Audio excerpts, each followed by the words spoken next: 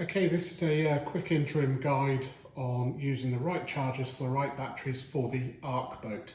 It's very specific, we're talking about the ARCboat here, so the larger boat, not the ARCboat Lite. So when you get supplied your boat, you will get 4 batteries, 2 to be used at a time and 2 to spare. They will be in a bubble wrap bag.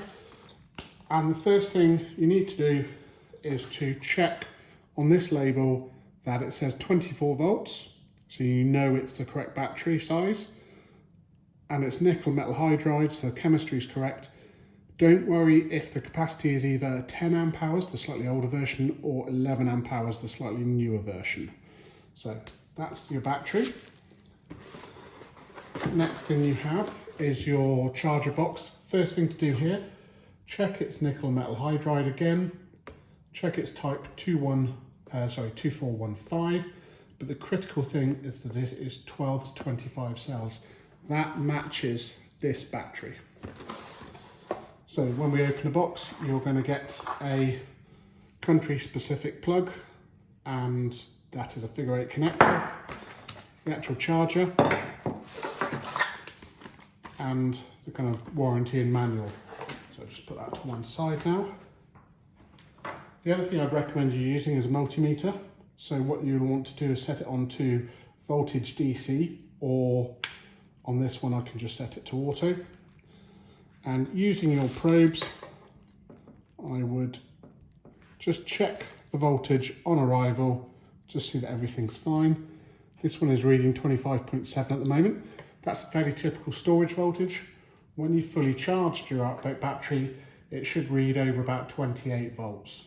That will decrease after many years, but that is many years. So happy that I've got a battery that is working. Next thing I'm going to do is I'm going to plug the cable in, plug it in, and I'm going to switch on power.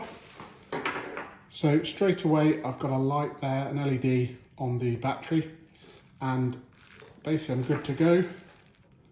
Final quick check that the details here, 2415, 12 to 25 cells, and it's nickel metal hydride, that matches what I need.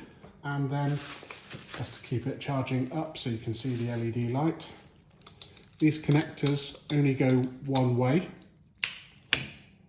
So we're plugging it in there, and hopefully in a few seconds this should change to a green LED after red. Red means it is initializing and analysing the battery. So in the meantime, whilst that works on that, I would probably take a look at the LED indicators. So yellow will be when the battery's not connected, orange will be when it's in fast charge mode, and green really is when it's in trickle charge. So that is at the very end of its kind of charging profile. So we have an orange light there, so I'm happy now this is in fully charged. Once the actual battery has been fully charged, what I would do is I would just disconnect the battery, put that to one side, and then of course power off. And then you're ready to charge your next battery or go out and survey.